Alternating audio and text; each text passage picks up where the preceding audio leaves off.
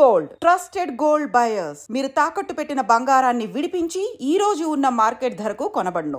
మేము అడిగింది మీరు చేసిన కులగణన తప్పుల తడక రీసర్వే చేయండి అన్నాం. మళ్ళీ ఒక పరిహాసం మాదిరిగా ఒక జోక్ లాగా ఎంత సిల్లి అండి, నాకు అర్థం కాదు. అసలు కామన్ సెన్స్ ఉందా ముఖ్యమంత్రికి? అసలు ఇప్పుడు కేసీఆర్ గారు కేటీఆర్ గారు పాల్గొనలేదని పదే పదే పదే పదే పాడిందే పాటరనంటే అది చెప్తా ఉన్నాడు. నా ఎలక్షన్ అఫిడవిట్లో నా కులం లేదా? నాది ఏం తెలుసుకునేది? కొత్తగా ముఖ్యమంత్రి సంవత్సరం నుంచి తవ్వుతూనే ఉన్నాడు నా మీద. ఏం కేసు పెట్టాలని నా గురించి తెలియదేముంది ఆయనకు?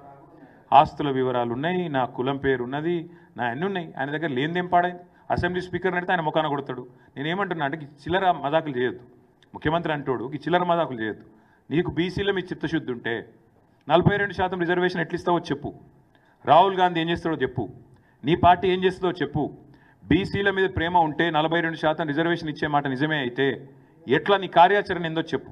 ఇంకొక మాట, ఇలా చాలా సిల్లీగా మాట్లాడుతున్నాడు. అయితే గతంలో లెక్కలు ఏవైతున్నాయో అఫీషియల్ గా మీరు ఒకసారి లిస్ట్ చేయాలి. గతంలో చంద్రశేఖరరావు ఇచ్చిన లెక్క ప్రకారం 51% బీసీలు, 21 మీరు నోట్ చేసుకోండి అందరు, 51% బీసీలు చంద్రశేఖరరావు ఇచ్చిన లెక్క, 21% ఓసీలు, 18% ఎస్సీలు, 10% ఎస్టీలు, 51, 21, 72, 18 ఎస్సీలు, 90, 10 ఎస్టీలు, 100%. 4 కేటగిరీల కింద చంద్రశేఖరరావు గారు ఇచ్చిన లెక్క. చంద్రశేఖరరావు గారు ఇచ్చిన లెక్క ప్రకారం వాళ్ళు హిందూ ప్రాక్టీసింగ్ బీసీలా ముస్లిం ప్రాక్టీసింగ్ బీసీలా ఎవరు అనేది పక్కన పెడితే ఆయన ఇచ్చిన మొత్తం లెక్క 51%. ఇవాళ మనం ఇచ్చిన లెక్క నేను చెప్పదలుచుకున్నా. ఏది? 3,54,77,554 మందిలా ఎస్సీలు 17.43%, ఎస్టీలు 10.45%, బీసీ హిందూ ప్రాక్టీసింగ్ వాళ్ళు అంటే 46.25%, అదేవిధంగా బీసీ ముస్లిం ప్రాక్టీసింగ్ వాళ్ళు 10.08%. ఈ రెండు కలిపితే మనకు 56.33%. నేను ఇప్పుడు మా మిత్రులను అడుగుతున్నా, 51% ఎక్కువనా 56.33% ఎక్కువనా? మిత్రులని మీరు చెప్పండి. బీసీల లెక్క తగ్గిందా పెరిగిందా?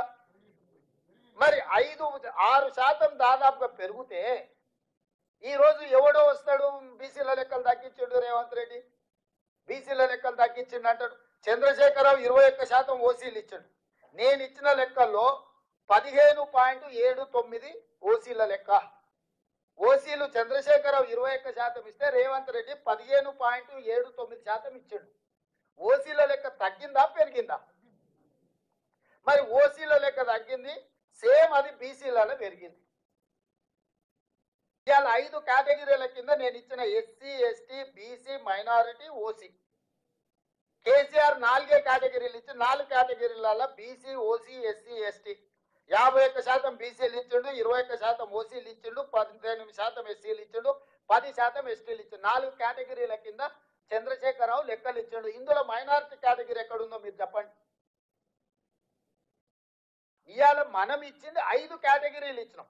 5 కేటగిరీలలో BC, OC, SC, ST, minority.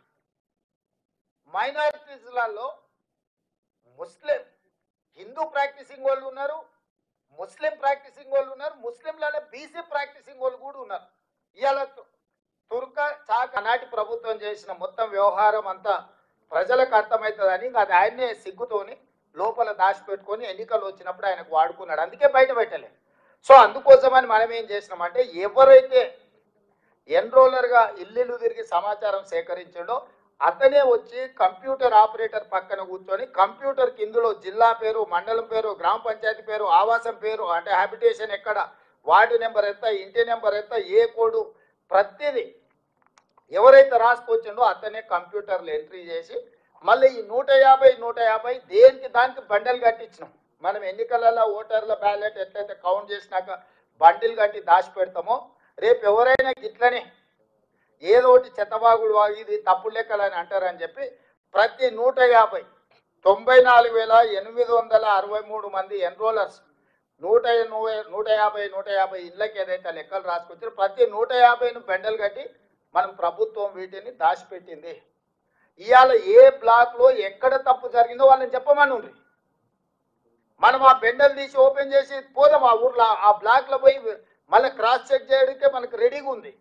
కంప్యూటర్ల సమాచారమే కాదు, రాసుకొచ్చిన సమాచారం కూడా ఈరోజు మన దగ్గర స్పష్టంగా నిక్షిప్తం చేసి పెట్టినము. రేపు ఎవడైనా మన ప్రాసెస్ను మన విధానాన్ని తప్పుబట్టి ఈ బీఆర్ఎస్ వాళ్ళు బీజేపీ వాళ్ళు ఎవరితోనూ ఒకరితో కోర్టులో కేసు వేయించి ఈ ప్రాసెస్నే తప్పుబట్టి మొత్తం ఈ తీసుకున్న ప్రక్రియనే మొత్తం నిర్వీర్యం చేయాలని ప్రయత్నం చేస్తారు. కాబట్టి ఎలాంటి అవకాశం ఇవ్వకుండా మెటిక్యులస్గా ఈరోజు ఇట్లా సమాచారాన్ని సేకరించి డేటా ఎంట్రీ చేసి చేసినాం. ఇందులో మనకు వచ్చిన సమాచారం ఏంది?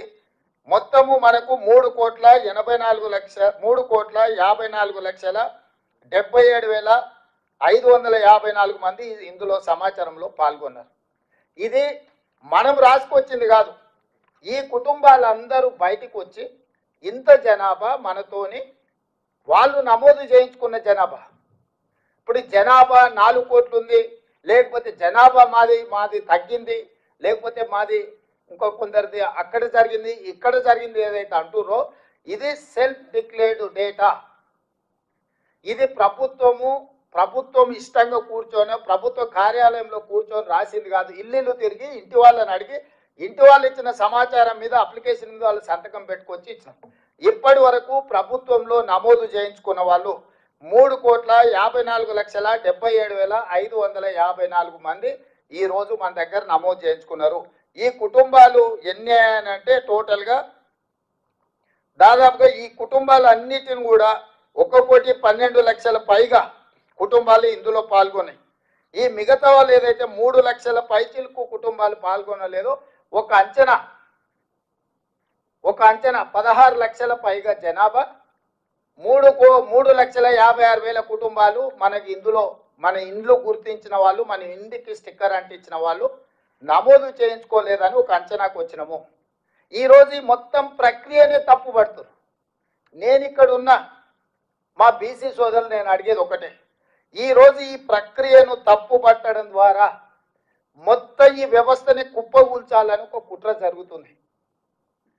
మనోళ్ళు కూడా తెలిసి తెలియక ఏదైనా చిన్నది పెద్ద తప్పు జరిగితే మేము సరిదిద్దుకుంటామను, లేకపోతే అవునా అట్లా జరిగిందా అని మన దాంట్లో ఉన్న వాళ్ళే వాళ్ళ అతి తెలివితేటలు ప్రదర్శించి, లేకపోతే వాళ్ళ గుర్తింపు కోసం ఈ లెక్కలు తప్పను, దీన్ని అట్లా చేయండి అను, దీన్ని ఇట్లా చేయండి అను, ఇట్లా మాట్లాడడం ద్వారా 1931లో బ్రిటిషర్స్ తర్వాత మండల్ కమిషన్ కూడా వాళ్ళు ఇచ్చిన నివేదిక బ్రిటిషర్స్ ఇచ్చిన లెక్క మీదనే బేస్ అయి మండల్ కమిషన్ ఆ రోజు నివేదిక ఇచ్చింది.